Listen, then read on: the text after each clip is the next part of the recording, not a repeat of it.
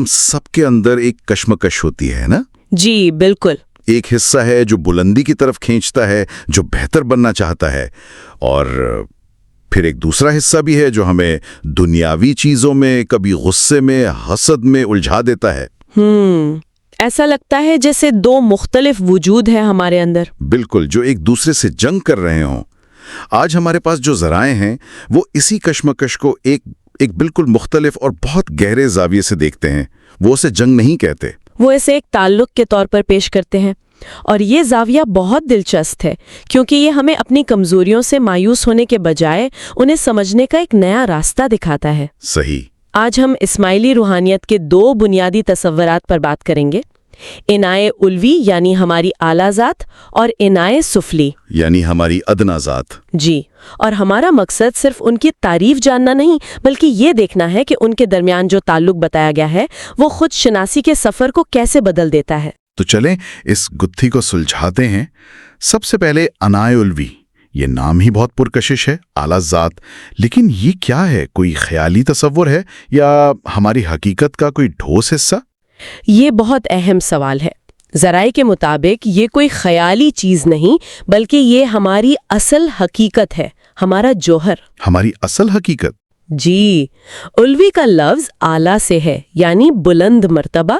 یہ ہمارے وجود کا وہ حصہ ہے جو اس مادی دنیا سے تعلق نہیں رکھتا بلکہ اس کا تعلق ہے عالم امر سے. عالم امر یعنی حکم کی دنیا؟ حکم کی دنیا، جی. یہ تصور خود بہت گہرا ہے. عام طور پر تو ہم عالم خلق یعنی تخلیق کی دنیا کی بات سنتے ہیں، جہاں چیزیں بنتی ہیں، وقت لگتا ہے.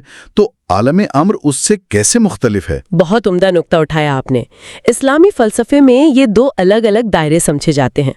عالم خلق وہ ہے جہاں چیزیں مادی اشیاء سے، مطلب مٹی، پانی، ہوا، ایک تدریجی عمل کے ذریعے تخلیق کی جاتی ہیں. اچھا، ایک پروسیس ہوتا ہے. جی، ایک پروسیس ہوتا ہے. لیکن عالم امر میں کوئی چیز تخلیق نہیں ہوتی بلکہ وہ براہ راست خدا کے امر یا حکم یعنی کن سے وجود میں آتی ہے. کن فیکون والا کن. بالکل. اس میں کوئی مادی وسیلہ یا وقت کا مرحلہ نہیں ہوتا. اچھا، تو ہماری عنایِ علوی کا تعلق اس عالم عمر سے ہے.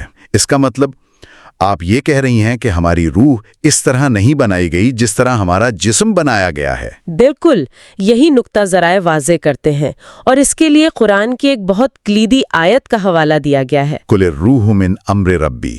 جی، اے رسول صلی اللہ علیہ وسلم کہہ دو کہ روح میرے رب کے امر سے ہے. یہاں خلق کا لفظ استعمال نہیں ہوا، امر کا ہوا ہے. یہ بہت اہم فرق ہے. بہت اہم. اس سے یہ ثابت ہوتا ہے کہ ہماری روح یا عنایِ علوی کوئی مادی شے نہیں بلکہ الہی حکم کا ایک براہ راست پرتو ہے. یہ ہماری ذات کا وہ لازوال حصہ ہے جو وقت اور جگہ کی قید سے آزاد ہے. ہماری الہی چنگاری. بالکل، کیا خوب کہا آپ نے، ہماری الہی چنگاری. ٹھیک ہے، یہ بات سمجھ میں آتی ہے. یہ ہماری آسمانی یا روحانی شناخت ہے. لیکن پھر ہم سب اس روزمرہ کی زندگی سے بھی تو واقف ہیں، جہاں خواہشات ہیں، جذبات ہیں، غلطیاں ہیں. تو پھر سکے کا دوسرا رخ، عنایِ سفلی، وہ کہاں ہے؟ یہ وہ جگہ ہے جہاں آسمان زمین سے ملتا ہے. واہ. سفلی کا مطلب ہے پستی سے منسوب یا زمینی.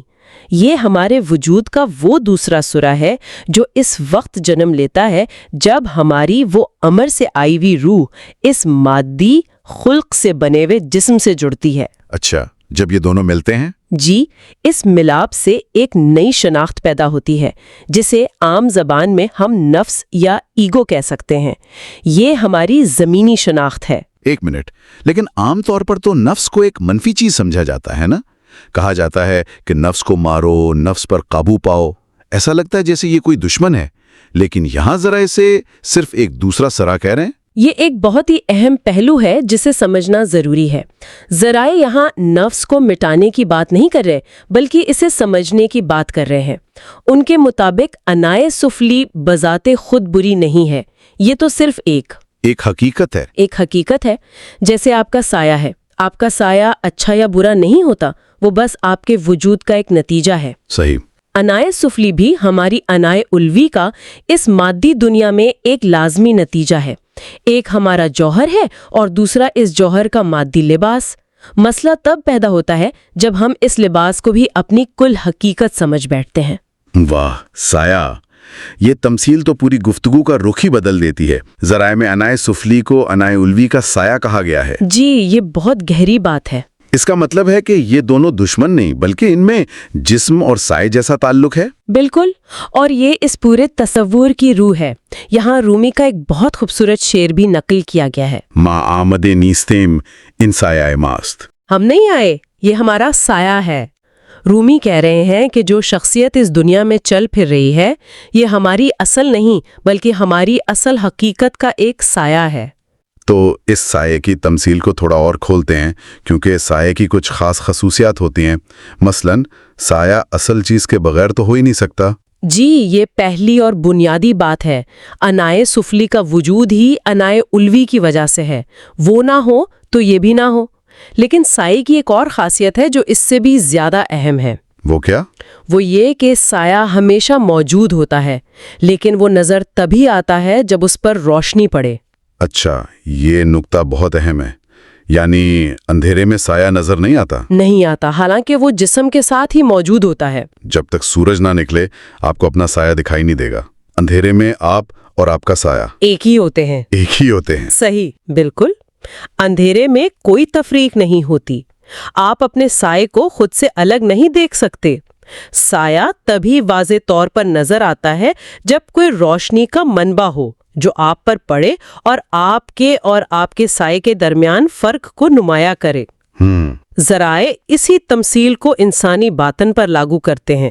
وہ کہتے ہیں کہ ہماری انائے سفلی یعنی ہمارا نفس، ہمارا سایہ ہمیشہ ہمارے ساتھ ہے، لیکن اس کا حقیقی ادراک، اس کی پہچان اس وقت تک نہیں ہوتی جب تک ایک خاص روحانی روشنی ہمارے باطن پر نہ پڑے۔ یہاں سے گفتگو ایک نئے اور انتہائی دلچسپ موڑ پر آ جاتی ہے۔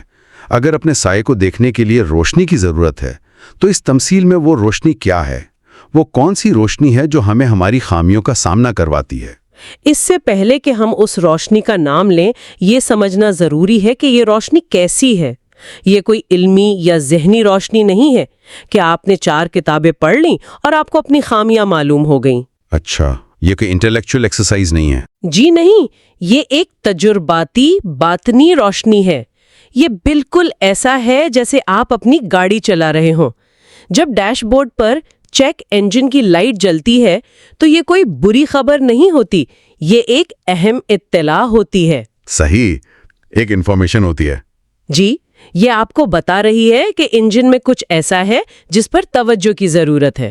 بہت خوبصورت مثال ہے۔ یعنی وہ لائٹ ایک انتباہ بھی ہے اور ایک رہنمائی بھی۔ جی، اب آتے ہیں آپ کے سوال پر۔ ذرائع کے مطابق وہ باطنی روشنی نور امام ہے۔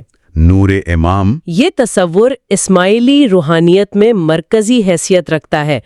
بتایا گیا ہے کہ جب امام کا نور کسی مومن کے باطن میں طلوع ہوتا ہے تو جیسے سورج طلوع ہونے پر باہر کی آنکھیں دیکھنا شروع کر دیتی ہیں، ویسے ہی اس نور سے چشم باطن یعنی اندر کی آنکھ روشن ہو جاتی ہے۔ اور جب وہ اندر کی آنکھ روشن ہوتی ہے تو پہلی چیز جو انسان کو نظر آتی ہے وہ اپنا سایہ ہوتا ہے۔ ایک منٹ، یہ تو پوری سوچ کو الٹ دیتا ہے۔ اس کا مطلب ہے کہ جب مجھے اپنے اندر غصہ، حسد یا کوئی اور کمزوری شدت سے محسوس ہوتی ہے جی، اور میں اس پر پریشان ہوتا ہوں تو مجھے مایوس ہونے کے بجائے یہ سوچنا چاہیے کہ شکر ہے مجھے یہ نظر تو آ رہا ہے۔ بالکل۔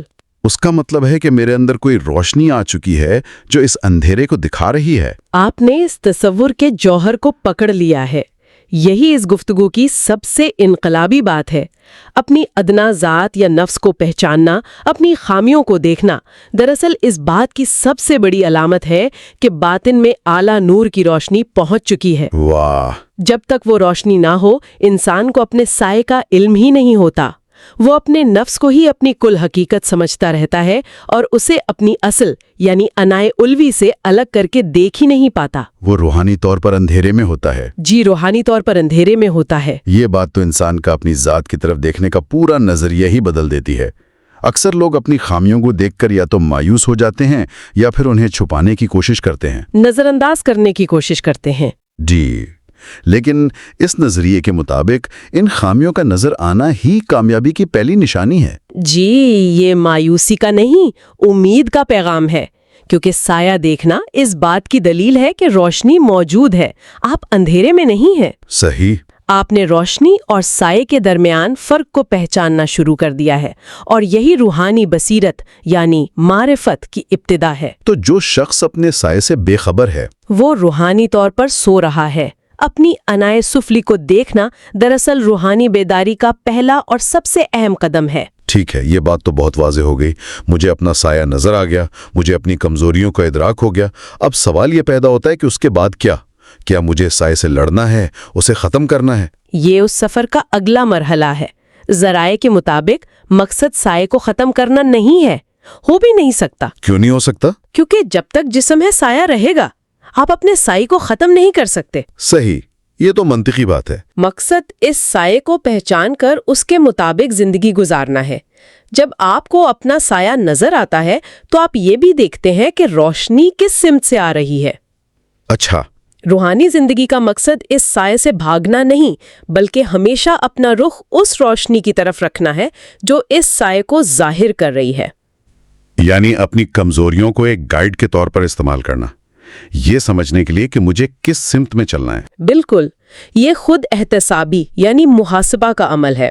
آپ روزانہ اپنی عنایت سفلی کے اعمال کو دیکھتے ہیں، نہ کہ ان پر خود کو سزا دینے کے لیے، بلکہ یہ سمجھنے کے لیے کہ آج میں روشنی سے کتنا قریب یا کتنا دور تھا۔ یہ ایک مسلسل عمل ہے۔ جی، ایک مسلسل عمل ہے۔